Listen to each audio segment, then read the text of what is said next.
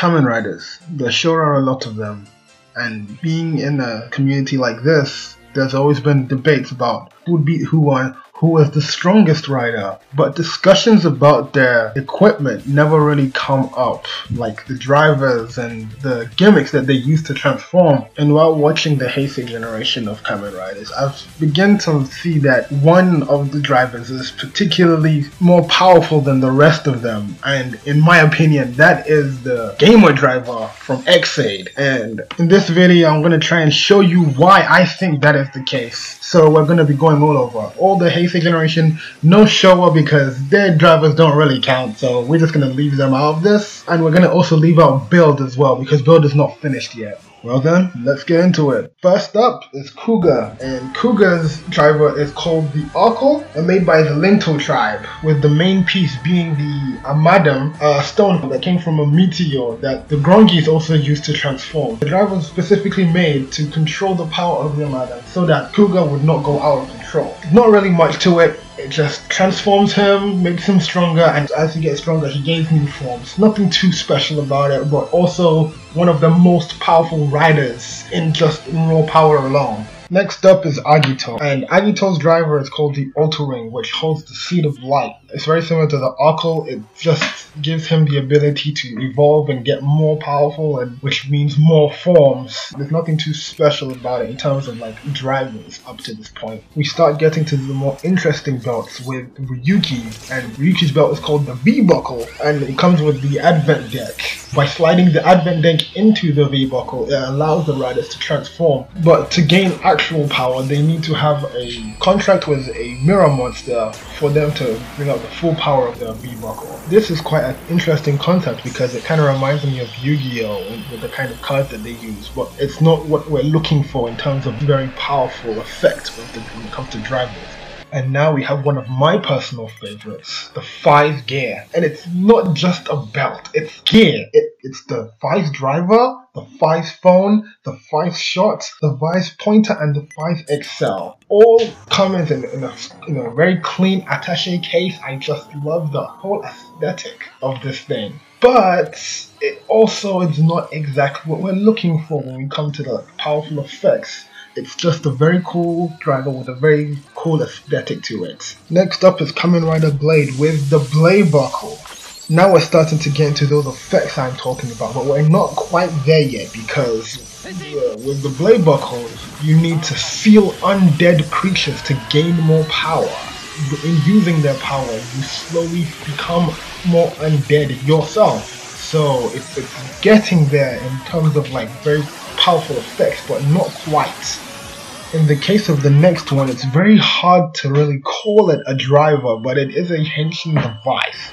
It is the Henshin Onsa Onkaku from Hibiki. Hibiki's tuning fork, which he uses to transform into Kamen Rider Hibiki. Hibiki is a weird case because he barely counts as a rider, because he's technically an Oni. The only reason he's a rider is because he has a rider machine. But getting back on track, he just uses magic to transform his body into an Oni, and he gains supernatural powers from that form, but not much else. Moving on to the next one, we're actually getting somewhere with Kabuto's belt, the Rider belt, and the Zectors. Now these are what I mean by powerful effects. The Zectors, powered by Tachyon, which is a theoretical particle which is faster than the speed of light, gives the riders the ability to manipulate time by using the iconic clock up ability to speed up close to or at the speed of light.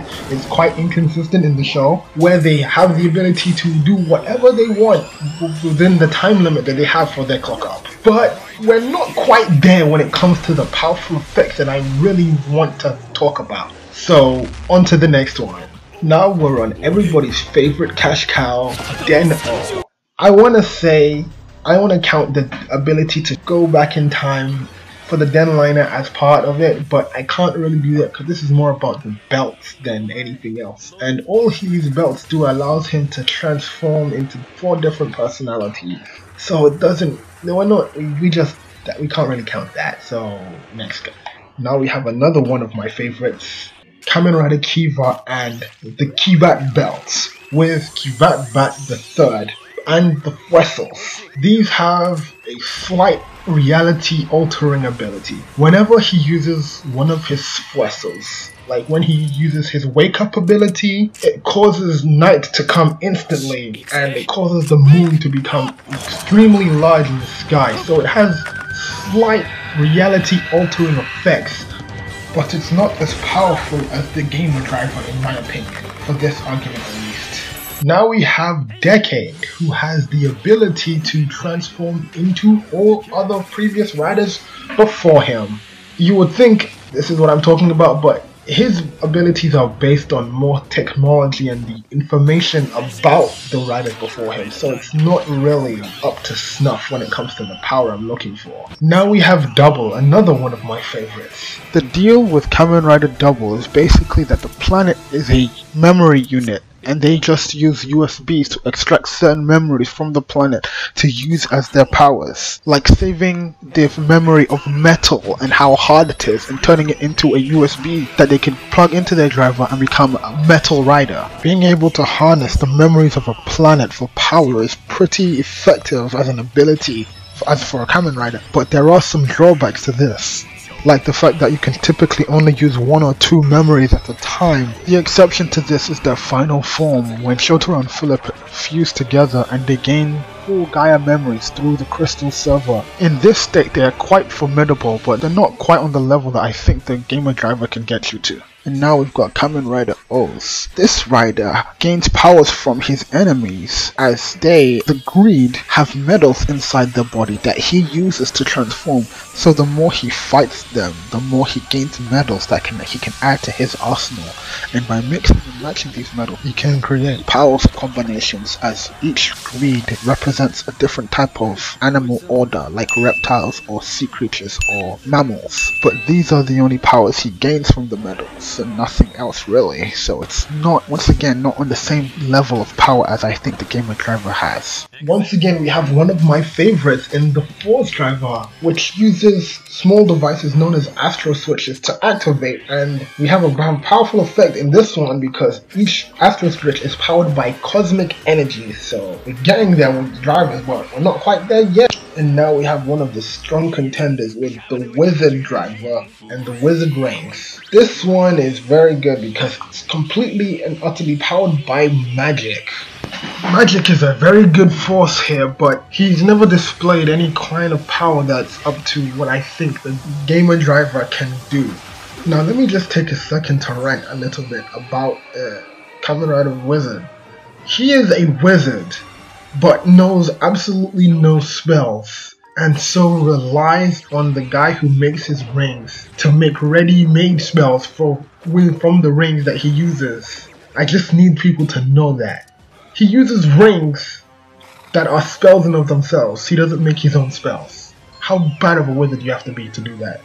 We're almost done now.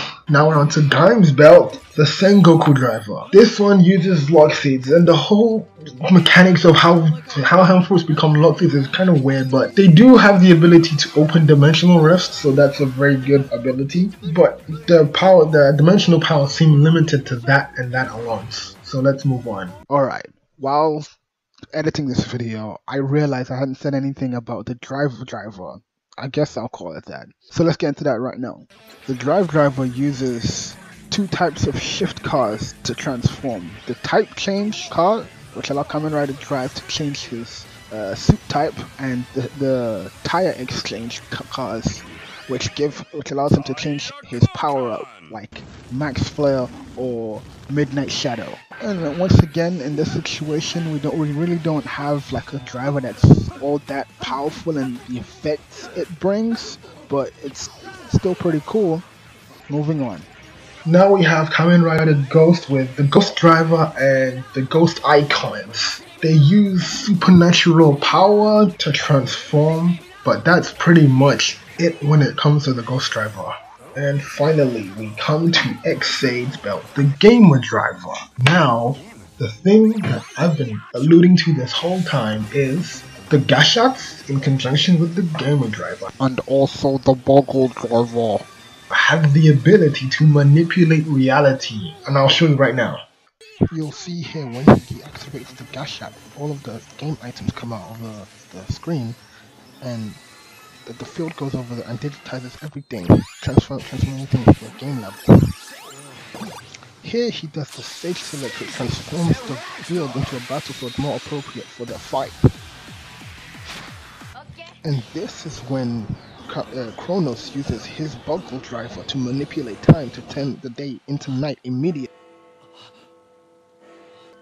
In fact, you'll find that most of the reality bending effects come from the interaction of the Kamen Rider Chronicle Gashat with the bubble driver that Kuroto Masamune has.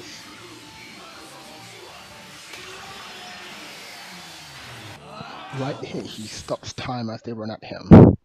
He puts them back into a position, tells them to be quiet, and then finishes them off, and then restarts time. But you don't see what happens. And then when the Bugsters try to attack him, he does the same thing and meticulously. He shows you how he does everything and then restarts time while finishing. Hey, gotcha!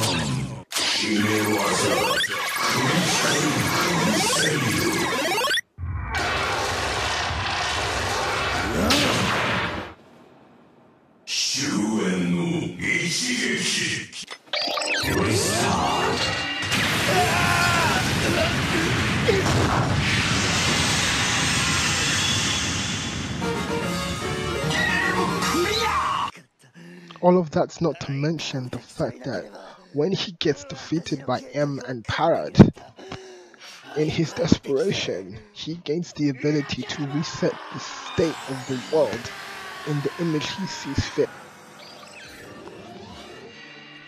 And what Masamune sees fit in this situation is to have a world where Hyper Muteki doesn't exist to thwart his plans and resist his time stop.